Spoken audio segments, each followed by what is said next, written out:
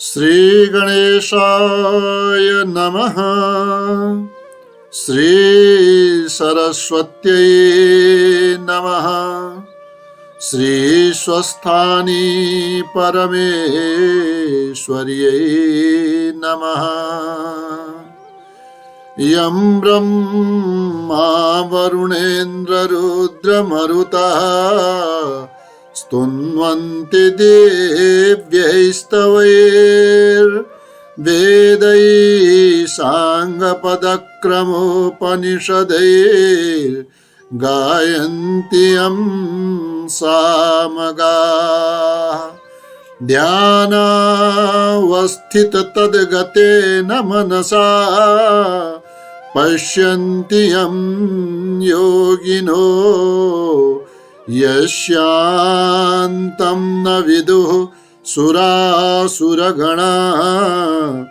देवाय तस्मै नमः।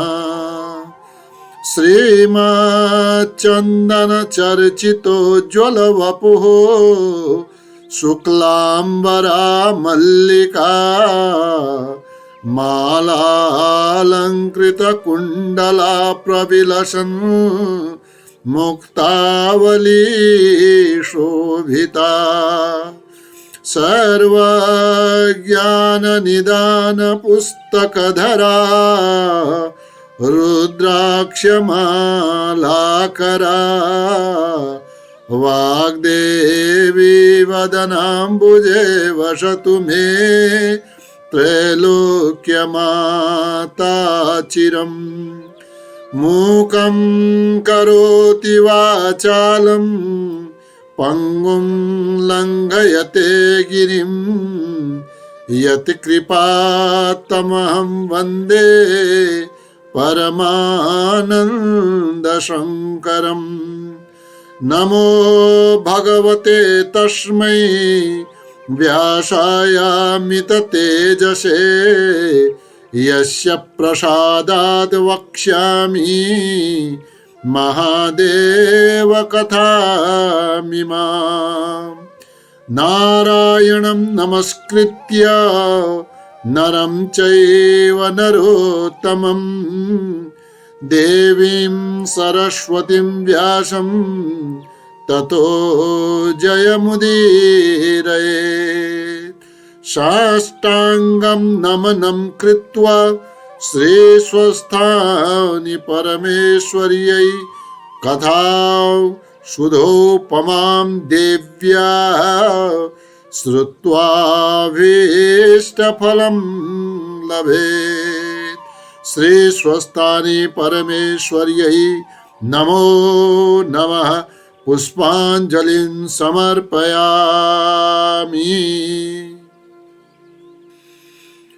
श्री गणेशाय नमः। श्री स्वस्थानी परमेश्वर्यै नमो नमः। श्री स्वस्थानी व्रतकथा प्रथमोऽध्यायः। परापूर्व कालमा अगस्त्य मुनि आफ्नो आश्रममा बसी तपस्या गरिरहेको बेला एक दिन भगवान स्कंद कुमार मयूरमा चढेर त्यहाँ पाल्नुभयो। अगस्त्य मुनिले भगवान कुमारलाई आसनमा बसाई स्वागत सत्कार गर्नुभयो।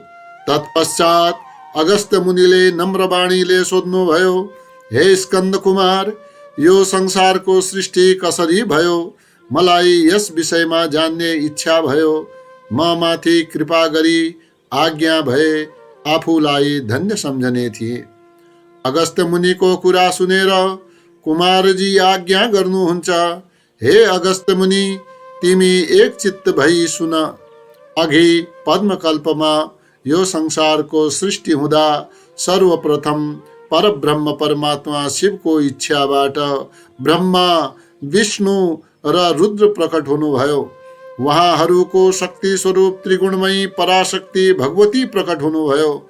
यी महामायालाई कसैले पनि वश गर्न सक्दैन।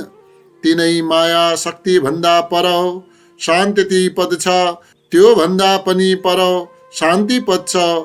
शान्तिदेखि पर विद्यापद छ, त्यहाँदेखि पर प्रतिष्ठा पद छ, त्योभन्दा पर निवृत्ति पद छ। यस संक्षेपले गरेर ईश्वर प्रेरित सृष्टिको वर्णन गरियो। यसको जुन क्रमले सृष्टि हुन्छ त्यही क्रमले संहार पनि हुन्छ। यी 5 पदकै कारण सृष्टिको सञ्चालन भएको छ। जुन कारणले यो जगत 5 कलाले व्याप्त भइरहेको छ, त्यस प्रकारले अव्यक्त ईश्वर आत्मादेखि अधिष्ठित हुनुहुन्छ। महापददेखि विशेष पदसम्म उत्पत्ति हुन्छ, तर त्यसमा अव्यक्त र जीवको कर्तृत्व छैन। प्रकृति अचेत हुनाले र जीवात्मा अज्ञानी हुनाले श्रेष्ठ परमाणु आदि जो छन् सबै अचेतन छन्। कतिपय विद्वानहरूले बिना कारणले स्वयं आफै हुन सक्छ भनी भनेका छैनन्।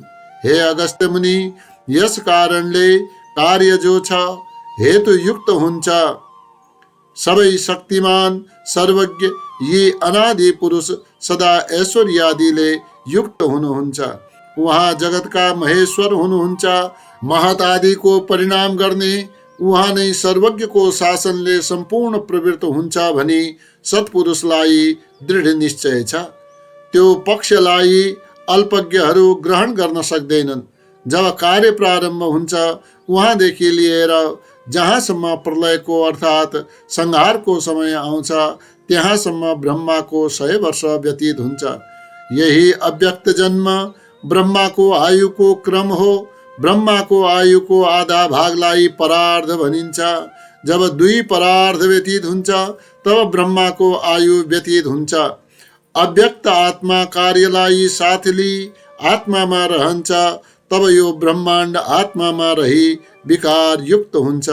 आफ्ना धर्मले यी प्रधान पुरुष रहिरहन्छन्, तब 2 गुण तम र सत्व पनि समान भइरहन्छन् र सर्वत्र व्याप्ति भई फैलिरहन्छन्। गुणले समान हुँदा तमोमय हुने हुनाले यी एक अर्काबाट भिन्न रहन सक्दैनन् र वायुले शान्त गराएको निश्चल जल झैं थाहा पाउन सकिँदैन। त्यस जगतको अज्ञात समयमा उनै महेश्वरी देवी प्रधान पुरुषको साथमा रही माया योगले प्रविष्ट भई शोभित हुनुहुन्छ। तत्पश्चात प्राणीको सृष्टि गर्ने हेतुले परमेष्ठी ब्रह्माको आज्ञाले अव्यक्तदेखि सृष्टि हुन्छ। जुन परमात्माको मायाले यो सम्पूर्ण उत्तरोत्तर सृष्टि विचित्र मनोरथहरूले सहित भई समाप्त हुन्छ, ती परमात्मालाई त्यो मार्ग जान्नेहरू शब्द ब्रह्म भनी पुकार्दछन्। सबै प्राणीका विलक्षण परमात्मा उनैलाई कोटि कोटि नमस्कार छ। हे मुनीश्वर, त्यसपछि प्रथम ईश्वरका आज्ञाले अधिष्ठित अव्यक्तबाट बुद्धिदेखि विशेषसम्म हुन्छ र क्रमले विशेष विकारबाट रुद्र, विष्णु, ब्रह्मा यी 3 देवता उत्पन्न हुनुहुन्छ। संसारमा कतै पनि नरोकिने शक्ति भएकी उहाँ हुनुहुन्छ। महेश्वर र महेश्वरीको नाश हुँदैन। ज्ञान पनि अणिमादि सिद्धि सहित भई उत्पन्न, पालन र नाश यी 3 कर्म उहाँहरूबाटै सम्पन्न हुन्छन्। कल्पान्तरमा फेरि पनि बुद्धि र मोहका निमित्त परमेश्वरले शक्ति प्रदान गरी परस्पर शक्ति धारण पनि गर्नुहुन्छ। कहाँ ब्रह्मा त कहाँ विष्णु, कहाँ रुद्रको स्तुतिगान हुन्छ। त्यसै कारण उहाँको सामर्थ्य धेर थोर नभई बराबर हुन्छ। यो बर त्यो पर, यो बढ्ता त्यो कम भनी जो अज्ञानीहरू भन्दछन् तिनीहरू नै राक्षस र पिशाच हुन्छन्।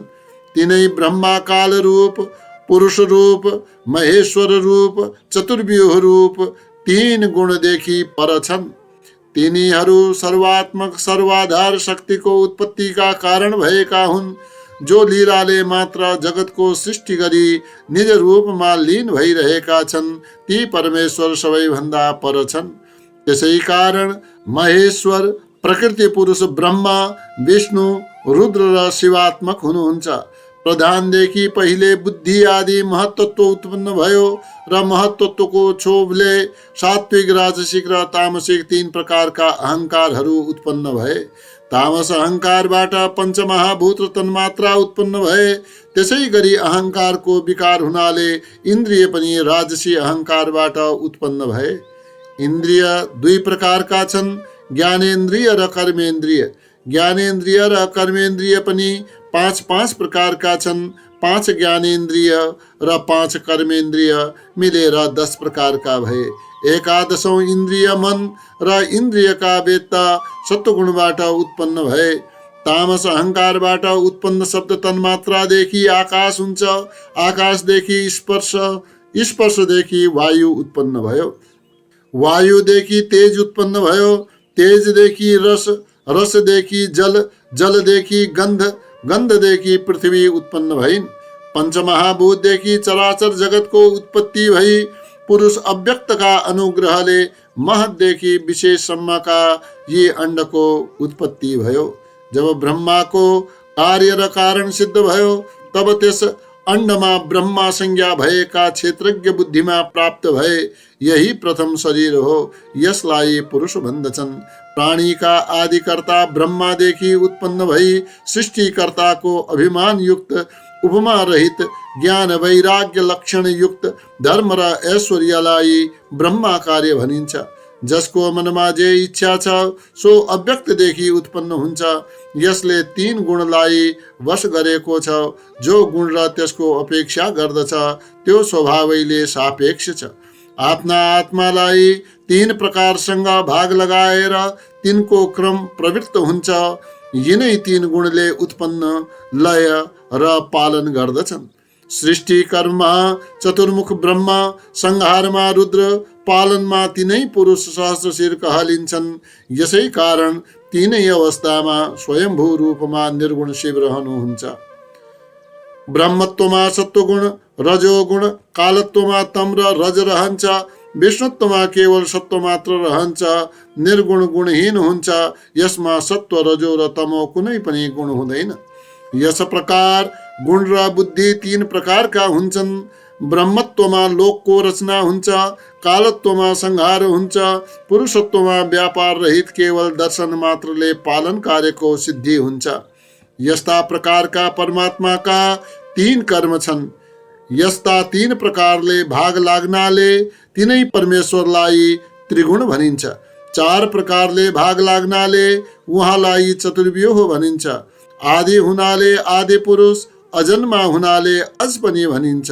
सुवर्णको जो मेरु पर्वत छ त्यही परमात्माको गर्भाशय हो।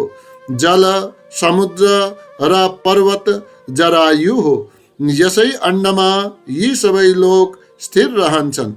यिनका अन्तरमा संसार, चन्द्रमा, सूर्य, ग्रह, वायु, नक्षत्र सहित स्थिर छन्। यो खण्ड जलदेखि 10-12 गुणा बढी व्याप्त छ। आकाशमा कारण वायु व्याप्त छ। आकाश पञ्चभूतले वेष्टित छ। भूतादि मतलबले महत प्रकृतिले व्याप्त छ। त्यसैले यो ब्रह्माण्ड प्रकृतिका 7 आवरणले व्याप्त छ। प्रकृति सहित 8 पक्ष भई परस्पर प्रादुर्भाव हुँदा जगतलाई धारण गर्दछन्। आधारहरूका भावले ती विकार विकारीमा कछुवाका शरीर झैं फैलाउने र खुम्च्याउने हुन्छ। यही व्यक्त विकारलाई उत्पन्न गरी पछि संहार पनि हुन्छ। यो सबै जगत पूर्वोक्त क्रमले उत्पन्न भई अव्यक्तबाट प्रकट हुँदा यस्तै प्रलय कालमा उल्टो गुणको पनि सम र विषम उत्पन्न भई गुणको लय भएर विषमतामा सृष्टि हुन्छ र ब्रह्माका कारण ब्रह्माण्ड हुन्छ।